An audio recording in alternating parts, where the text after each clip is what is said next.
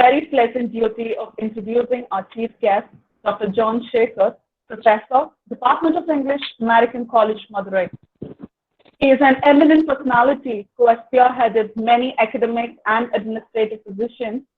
He has more than 50 research article publications to his credit. He is profoundly loved and respected by his students, on whom he has got a great influence on. I would like to invite Dr. John Sekar to grace us with his thoughts and experiences. Please welcome, sir. Thank you, ma'am. Respected Secretary and Principal of Saraswathi Narayanan College, and faculty of the Department of English of Saraswathi Narayanan College, Office Bearers of Alpha Researchers Academy, resource persons of this one-day international conference on language, literature and linguistics, Dr. Roy, Dr. Martha and Dr. Harshini, faculty from the different institutions, participants, scholars and students. A pleasant morning to all of you. Very rarely we do get pleasant morning in Madurai, which is a very hot city. So today, fortunately, it is a pleasant. I hope that everyone will have pleasant morning today. I welcome, I recognize the presence of Dr. Martha also, then she has joined us now. So at the outset, I would like to thank Dr. Vijay Kumar and Dr. Aruna for extending the invitation to me to deliver the keynote address on this occasion. And when Dr. Vijay Kumar asked me to deliver a keynote address, I came to realize that I was growing old, because old people will be caught for delivering keynote addresses. But I am used to talking for hours together, whether it's a BA class or my PhD classes. So indirectly, it is indicated that I should not take more than 15 minutes. I try to confine myself to 15 minutes, because it's a keynote address. I must confine myself only to the theme of the conference. Dr. Chandran and I know each other for nearly 3 decades, if I am not exaggerating, and I know Dr. Vijay Kumar also for nearly a decade now. I am really happy to be part of this one-day international virtual conference and networking with the colleagues and scholars at least for a day. In a way, pandemic has become a blessing in disguise for all of us to meet each other virtually. Otherwise, we'll have to spend a lot of our time and money, resources going from one place to another place. And having gone for conferences, we would like to go out also. So we have been self-disciplined now. So pandemic has started quite a lot of things. I thank Dr. Navalakshmi for her warm welcome, and Dr. Jai Singh for the inaugural address, and Dr. Emma Chandran for felicitations. I thank Dr. Aruna for her kind gesture. Friends, the keynote address means a very short talk, and that's why I'm given 15 minutes time, and I'm supposed to establish the main underlining theme, that is the essence of keynote address. And as I told you, time that is given to me 15 minutes, though we started a 5 minutes late, I try to compensate it. And today's conference focuses, or as Dr. Emma Chandran outlined, the 3 L's: language, literature, and linguistics. The conference has given a long list of subtracks for paper presenters, a lot of choices for them to choose one particular track and then present a paper. I know you're all eager to listen to the 3 plenary talks in the forenoon on 3 different themes by eminent professors. Of the 3, I know Dr. Martha very closely, very committed professor and teacher. And friends, having been part of Indian higher education for 34 years exactly, I have completed 34 years of service. I am supposed to retire next month, August, but the government has asked me to stay for 2 more years by extending the retirement age to 60. And so having been in this field for 34 years in the same college, soon after my MPhil, I joined in American College, I've been here. I know certain systemic limitations in our higher education. For instance, English studies in India refers to the study of literatures in English with 1 or 2 courses on language at the undergraduate and postgraduate levels. Maybe a minuscule number of autonomous institutions have included a course on linguistics in literature curriculum. Usually English departments don't understand the relevance of linguistics. At least they can tolerate language but not linguistics. Linguistics is always treated as a subaltern discipline by English departments. Another harsh reality in India, Indian higher education system, as far as English studies is concerned, that all literature trained and certified postgraduates in English start their career as teachers of English as a second language, if they happen to be teaching it in India. If they want to go to the other countries, to the west of India, then they have to trained themselves to teach English as a foreign language. But most of the English literature teachers in India may not know the basic difference between EFL and ESL because of this systemic failure. So here comes this conference is bringing together the relevance of the unification of the three broad areas included in today's conference. And now, what is special about the theme of the conference? We talk about 3 L's. Now, why do the organizers bring these 3 L's together? And they have brought these 3 academic disciplines: language, literature, and linguistics. Of course, Dr. M.R. Chandran took a lot of pain to explain the relevance of these 3 disciplines. They are neither multidisciplinary nor transdisciplinary. They are all sister disciplines. And of the 3, the first L is an industry-intensive discipline. It brings it is an industry. It makes millions of dollars of money through this industry of what you call English language teaching all over the world. And the first world countries are taking upper hand in creating materials and globally distributed to the rest of the world. They are making lots of money. While English literature is the most popular colonial discipline retained in free India, linguistics appears to be the most neglected discipline within the Indian higher education system. Moreover, these 3 disciplinary boundaries have unfortunately kept each of the 3 as an island. Teachers of English as a second language in literature do not see any connectivity between the 3. There is no professional networking among them in their daily academic or institutional life. It's because, as I told you, a bias toward literature component in English studies. You are very strong as a teachers of English, scholars of English, very strong in English literature. That is the outline given by Lord Macaulay. We have been faithfully serving the vision of Lord Macaulay. Now, we are all great scholars in English. That is what he aimed at. However, as researchers and practicing teachers, we should dovetail all these 3 areas that contribute to each other. Each facilitates our reading, teaching, researching literature, teaching and understanding of the English language, translation of literary works. So each serves the other. Each enriches our understanding of the other. First, let me say, take 1 minute to talk about literature. Literature is a verbal art that is traditionally understood as a reflection of life, though I beg to differ from this traditional view in the light of theories of reading. But what is reflected is life. But the reflector is language. Without language, there is no literature. Without language, there is no reflection. So hence, there is a very close, inseparable, mutual influence between language and literature. Both are intertwined with life ultimately. Literature is life that writers express through language. And readers have no access to literary world or fictional world without a linguistic and communicative competence. And how to acquire linguistic and communicative competence, that idea comes from linguistics. Now, coming to language, language is the gateway to the study of literature. Many students, especially from rural and socio-economically disadvantaged sections, join BA English, hoping that they would improve their communication skills and thereby they may get a decent job. English in India is seen as a language of upward social and economic mobility. It is seen as a passport to jobs. However, after joining English studies, they are disillusioned. They feel that they are almost slaughtered in English literature classes because they are almost a nil knowledge or insufficient functional or working knowledge of English does not allow them to have access to literary text. They are not able to read literary text. They are not able to enjoy reading literary text. They cannot and they do not read text at all. And text may be classical or contemporary. There may be many literatures prescribed.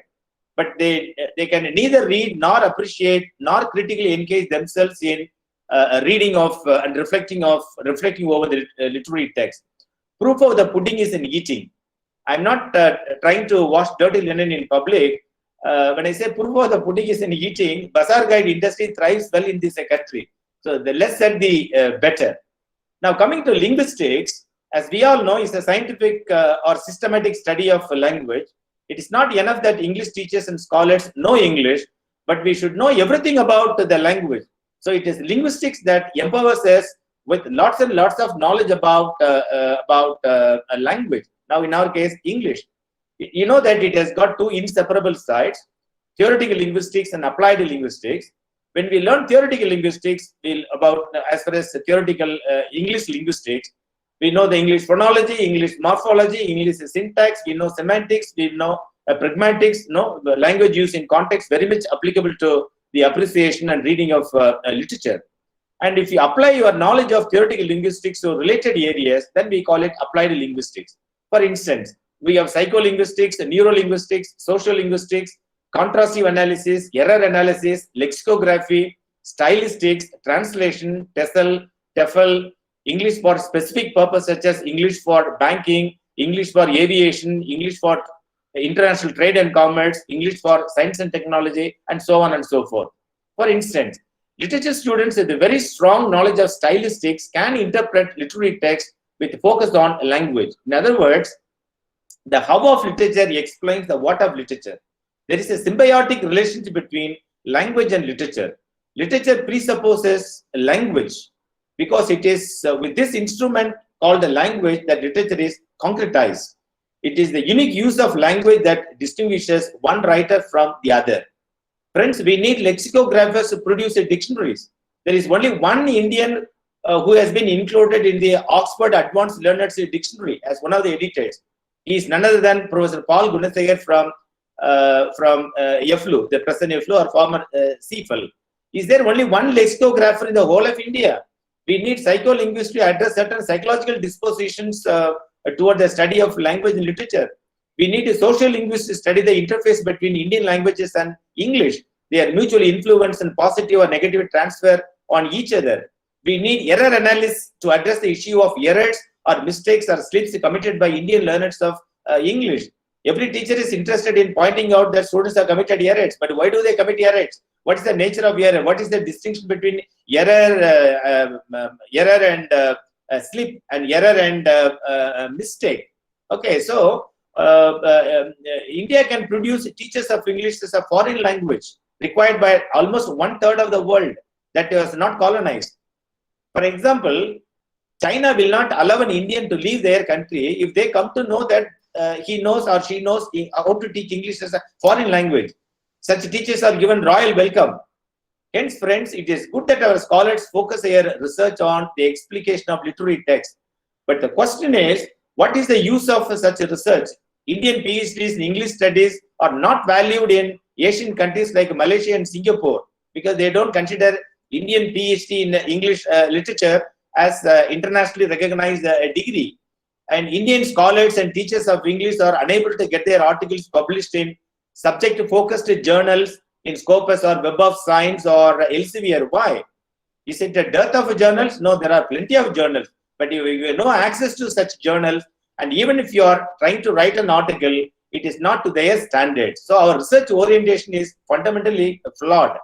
For instance, interpretation of literary text is not the repetition of what is said in the text. With all apology for writers, no, we are writing PhD dissertations about literary text, 100% agreeing with the writers. No, we don't critically analyze the text. We are trained to be unfortunately uncritical while reading the text. We assume that we cannot but praise the writer. See, for example, T.S. Eliot called Hamlet as an artistic failure. And recent research on T.S. Eliot has revealed, just last year in the New York Times magazine, that he is a racist. He is an anti-Semite. He is a misogynist. They have come to this conclusion based on 2 works that he published in his 20s. So our approach to literature should be critical, deconstructive, and polemical. People will not simply agree with the views that we have expressed in our article. There must be people who take for and against our proposition. So literary research needs literary methods. These methods are also called theories of reading or critical theories or literary theories. While we are talking about methodology, we always think of MLA style sheet, but we do not adopt theories of reading. As a result, what happens is our research article becomes a summary of the text. It is not research at all. Many of our scholars do not frame research questions. No research, without a research question, there is no research at all. We think that by reading literary text, no, we think there is no problem. If there is no problem, if there is no research question, then there is no research at all.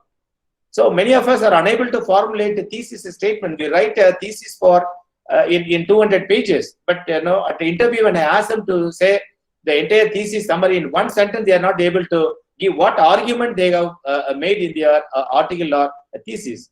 This is the problem that Western research scholars find in our Indian research attempts. Language teachers and student scholars are basically thinkers in the field of humanities. We should not misguide ourselves saying that now we are simply appreciating literature. We are also thinkers. We are also scientists in the realm of human sciences. So they should not be uncritically trained to appreciate the literature. They should be trained to unearth what should have been articulated in the text, but not. Okay, they should be trained to identify the ideology that the writers trying to market through their text. So friends, I'm not going to take your time. I'm coming to the conclusion. We need to focus on international standards of research in our teaching and research life. Teachers, students, and scholars must search and research the issue. Critical interpretive reading is imperative. Communicative competence to read and write critically is a prerequisite to doing research and English studies. We should have research skills. These skills should be applied in real life situations. We should target higher order thinking skills of evaluation and creation. Writing a thesis is creating something new, which is as good as a creative writing. We should move from the assessment of individual writers and the text to the pedagogy of English studies. I find number of research attempts on pedagogy of English studies in countries like Oman, but I find only single-digit research findings in India. So I mean the reading and teaching styles and strategies, acquisition of interpretive skills, developing critical thinking skills, raising Socrates questioning, developing academic writing skills, and assessment of our own writing. So let us create a human asset to the entire world. This human asset is rich in language, literature, and linguistics.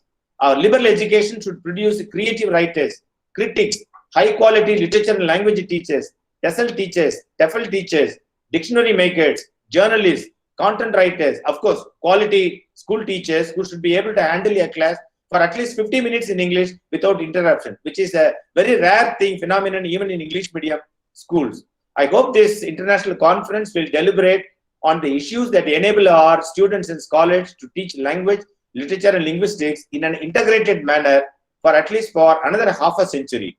So friends, I wish all the participants, presenters, teachers, students, and scholars all the best. Thank you very much for this opportunity. Have a good day. Thank you, sir. Thank you for those wonderful insights. Definitely, we will follow your words and make sure we create a great effect to the world. Thank you, man. Thanks a lot. May I call on Dr. R. Indopreeti to propose the vote of thanks? Yeah, thank you so much, sir. Good morning to all present here. First of all, I thank the Almighty for granting us such a grand chance. On behalf of the PG Research Department of English and the organizing team, I would like to thank the management for supporting us to have conducted yet another wonderful event. A big salute to our respected principal, Mr. Kannan, and Vice Principal, Mr. Krishnan, for truly believing in us and providing a splendid opportunity to illuminate the student and scholar community. I also thank the honorable resource persons, Dr.J.John Sekar, Dr. Roy P. Vittal, Dr. Martha Karnakar, and Dr. P. Harshini, and of course, our dear participants for having joined us on this beautiful occasion to celebrate literature and its never-ending reflections of life. My special thanks to all the four speakers who are here to enlighten and renew our literary perspectives. I especially acknowledge a great thanks to Alpha Research Academy team, Dr. Vijay Kumar, Dr. N. Sheikh Hamid, and Ms. Aruna Balachandra for their great support. Without them, this conference would have not happened. Thank you so much to the Alpha Research Academy. I extend my special thanks to the head of PG and Research Department of English, Dr. Chandran, and Dr. S. Nadalakshmi for have organized another successful international conference amidst the pandemic. I must thank the organizing team and volunteers for working hard to make this conference successful. I also congratulate all the participants. Once again, on behalf of PG and Research Department of English of Saraswathi Narayanan College and the Alpha Research Academy, I extend a heartfelt thanks to all the people in the meeting. Thank you, everyone. Have a great day ahead. Thank you. Thank you, Dr. Indrapreeti.